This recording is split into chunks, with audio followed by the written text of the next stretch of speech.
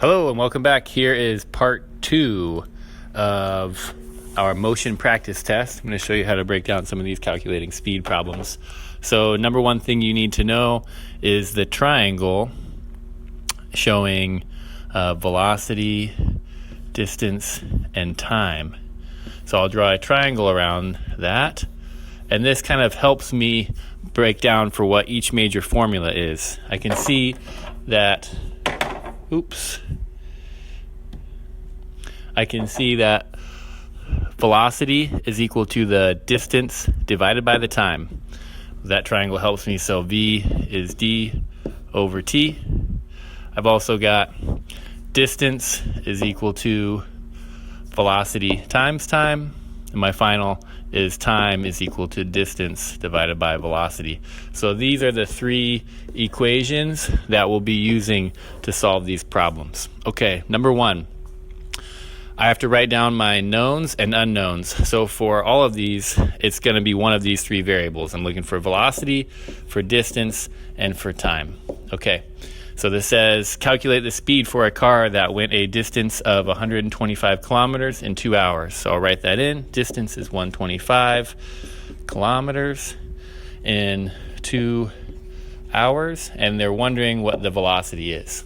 So those are my knowns and unknowns. My equation is right here. I'm looking for velocity, so I've got velocity on the left side because that's what I'm keyed into. So my equation, I'll write it in a different color so we can see, is velocity is distance divided by time.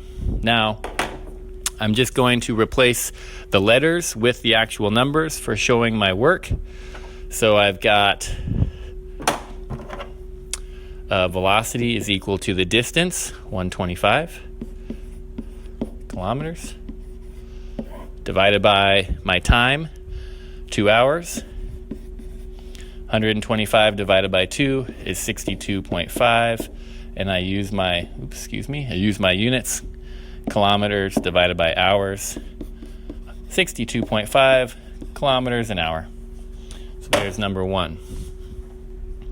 Moving on, let's see, make this screen a little bit bigger.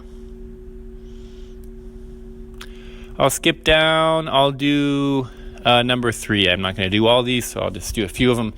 It says if, and again, I'm looking for velocity, distance, and time.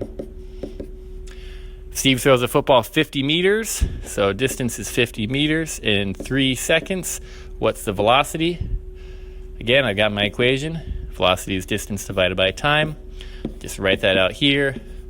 50 meters divided by 3 seconds equals, and I get out my calculator. I do 50 divided by 3, and I get 16.6. Continuing. 16.6 meters per second. Okay, let's do a different one that's not solving for velocity. We'll do number 4 is actually solving for time. So maybe I'll try and color code this one even. Velocity, distance, and time. They tell me how much time does it take for a bird flying at a speed of 45 kilometers per hour. So that's my velocity, 45 kilometers per hour. My distance is 1,800 kilometers, so 1,800 kilometers. And my time I'm looking for is the question mark. Okay, so looking back up at the top, what equation do I have for time? Let's scroll up. My time equation right here, time is equal to distance divided by velocity. You can see that time is D over V. So let's plug that in, showing that time is distance divided by velocity. And now I'll plug those numbers in. So again, time is distance, 10,000 kilometers, divided by my velocity, 45 kilometers an hour. When I do the math, kilometers cancel. All I'm left with is hours.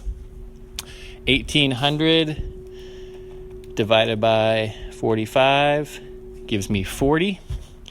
So my time is 40. What I'm left with is hours, 40 hours. There's my answer. Okay, one more. We've done it for velocity. We've done it for time. Let's find one looking for a distance. Okay, number 5.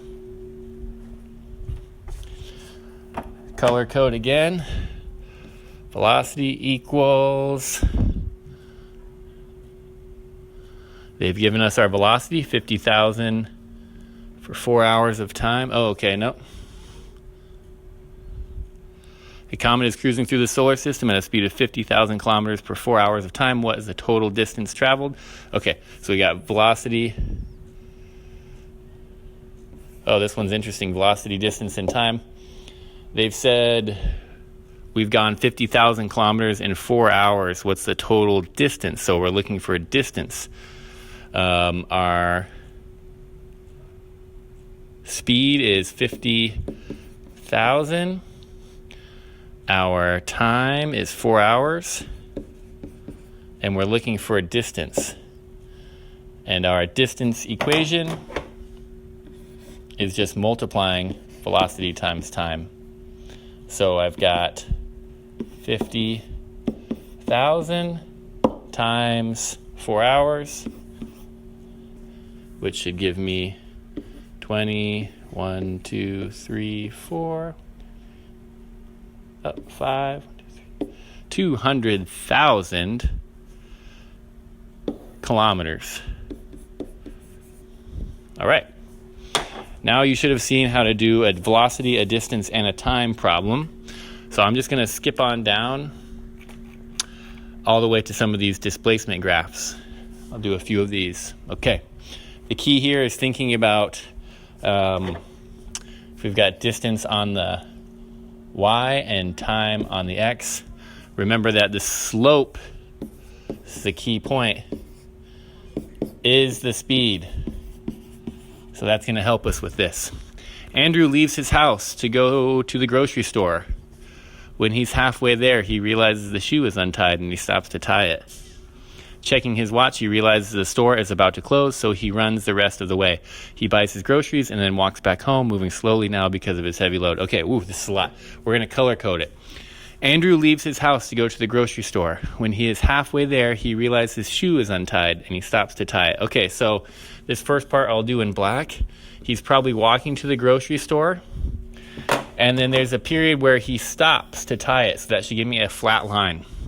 Checking his watch, he realizes the store is about to close, so he runs the rest of the way. So then he runs. That's going to have a steeper slope. Buys his groceries. That's going to be another pause. Buying his groceries will be a pause. And then walking back home. And I'll do that one in black. Okay, so this is a lot. Here we go. First part here in black. He's walking at a slow, constant pace. Then he has to stop for just a moment and tie his shoe. So time goes by, but distance does not change. So I'll make that flat. Then he realizes it's about to close, so he runs the rest of the way.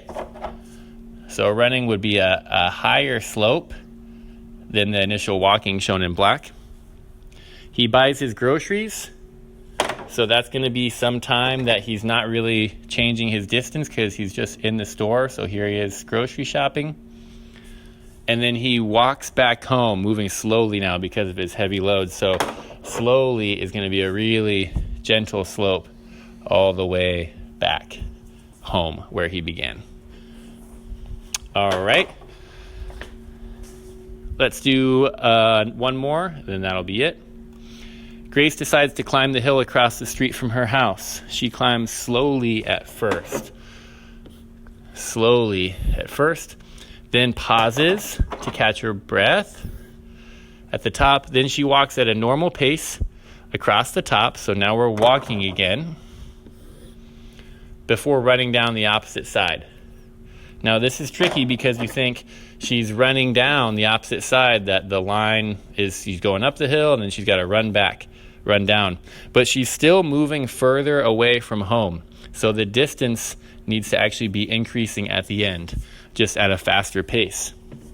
Again, she's not walking home, she's running still away. Even though it is downhill, the slope should be positive. So let's do this.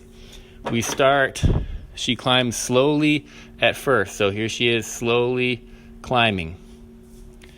Then pauses to catch her breath at the top. So here's a pause, flat line. Then she walks at a normal pace across the top. So at a normal pace would maybe be slightly higher slope than the black going up. And then she runs down the opposite side. Now she's running even faster. So this one, kind of tricky because the line is still moving away. Remember, this is a distance versus time. She's still getting further and further away the whole time. Even though she's running downhill here, she's running faster and she's running away, so the slope goes up.